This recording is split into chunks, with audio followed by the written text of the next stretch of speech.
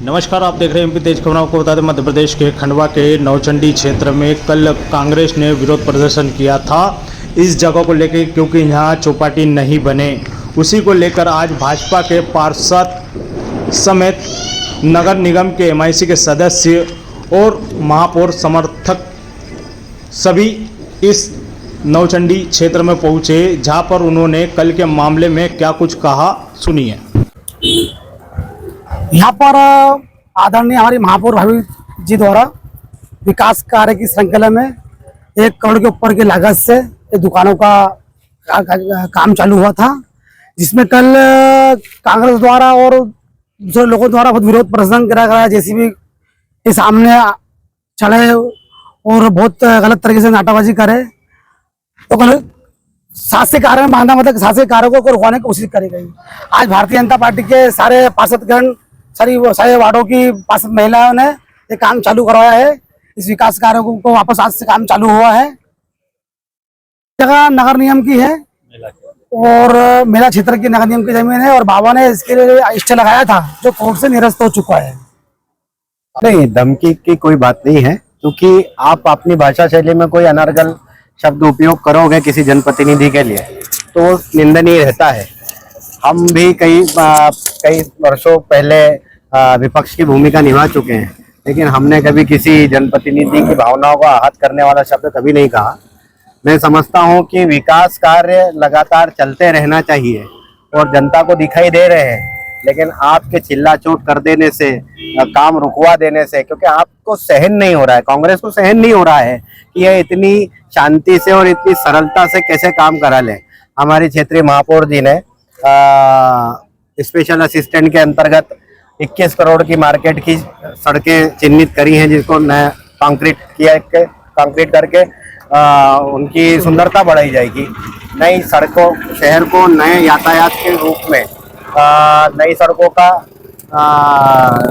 Tender लगाया गया है, जिसके अंदर नई सड़कें दी जाएगी। ऐसे कई अन्य और विकास कार्य किए जा रहे हैं। लगातार उनके मुंह से हम सुनते रहते हैं।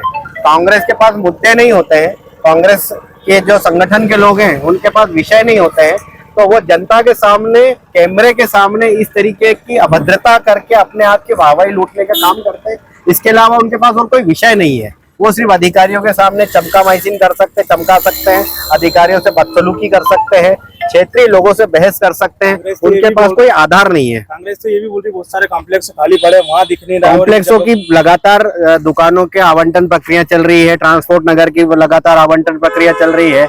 लगभग 150 से 200 प्लॉट ट्रांसपोर्ट नगर में आवंटित हो चुके हैं। ऐसा नहीं है, शासन प्रक्रिया अपने अनुसार लगातार क्रियान्वित करता रहता है। अब उनका आरोप लगाना और हमें बार बार उनको सबूत देना, यही काम नहीं रहेगा। हम जनता को सबूत देने बैठे हैं, जनता के सेवक हैं, जनता का काम कर रहे हैं। तो ये भी बोल रहे हैं कि सोमवार के दिन इसका जो भी फैसला आने वाला है, उसके बाद ये बना ले, कुछ भी कर ले, उसके बाद वो टूट जाएगा। क्या है भाई, कोर्ट का जो निर्णय रहेगा, न्याय का मंदिर कहा जाता है। न्यायालय यदि किसी प्रकार की इस तरीके को कोई आदेश देता है, न्यायालय का पालन किया जाएगा। उसमें सबकी अपनी अपनी व्यवस्था है।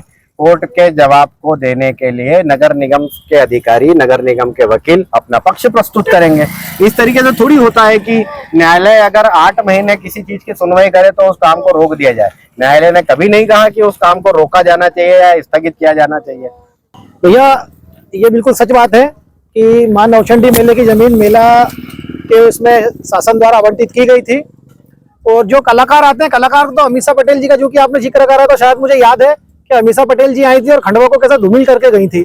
आज मेले के नाम से वसूली की जाती है और ऐसे कलाकारों को बुलाया जाता है जो खंडवा में आते हैं और खंडवा शहर को बदनाम करके जाते हैं। शायद उस समय के एक मशहूर अखबार के अंदर बहुत अच्छा इसमें लेख छपा था कि 4 ठुमके के लिए 4 लाख रुपए दिए गए। तो आप बताइए कि जहाँ माता का मंदिर है, जहाँ सांस्कृतिक कार्यक्रम होना चाहिए, तो वहाँ पे फिल्म स्टार के ऐसे फिल्मी ठुमकों का क्या महत्व जाता है?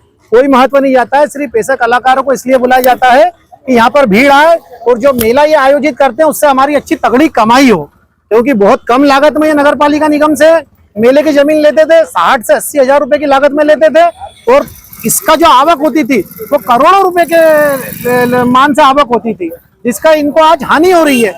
नगर पालिका निगम ने इस वर्ष मेले की जो जमीन है उसका टेंडर निकाला, वो नगर पालिका निगम को 25 लाख रुपए की इससे आय हुई है, जो नगर पालिका निगम में आई हुई है, उससे कई विकास कार्यों में कार्य किया गया।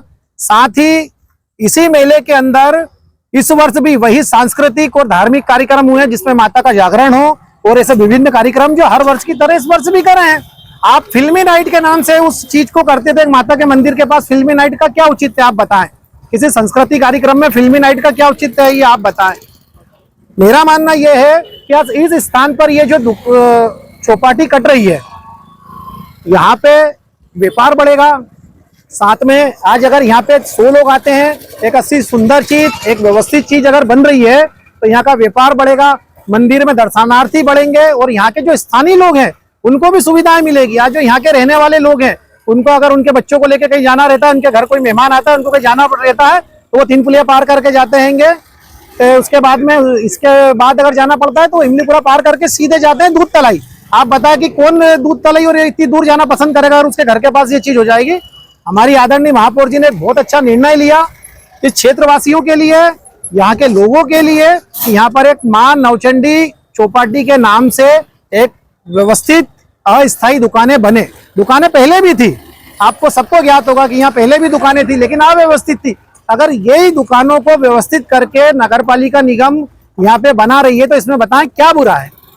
मेरा मानना यह है कि इसमें सिर्फ बुराई यह है कि इसमें जिनके जेब गरम होते थे अब वो जेब गरम होना बंद हो जाएगा और इसका सिर्फ आर्थिक लाभ जो मिलेगा यहाँ के गरीबों को मिलेगा और यहाँ के रहवासियों को मिलेगा। आज एक व्यवस्थित जगह मार्केट जो बन रहा है, चौपाटी बन रही है, उससे इस जगह का डेवलपमेंट भी होगा, इस जगह की वैल्यू भी बढ़ेगी। तो आप बताएं, मैं यहाँ के भी लोगों से और शहर के भी लोगों से ये पूछना चाहता हूँ कि ये जो कांग्रेसी आके यहाँ विरोध करते हैं, जो फोटोबाजी करते हैं, जेसीबी पे चढ़ के अपना काम रोकते हैं, क्या ये गलत है कि यहाँ के लोगों को रोजगार मिलेगा और उनकी आवक बढ़ेगी?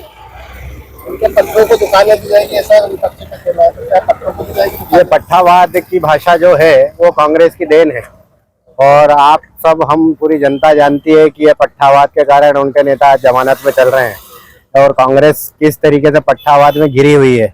आज उनके शहर अध्यक्ष हो, उनके जिला अध्यक्ष हो, उनके संगठन के कई पदाधिकारी हो, आपसी में विरोधाभास है।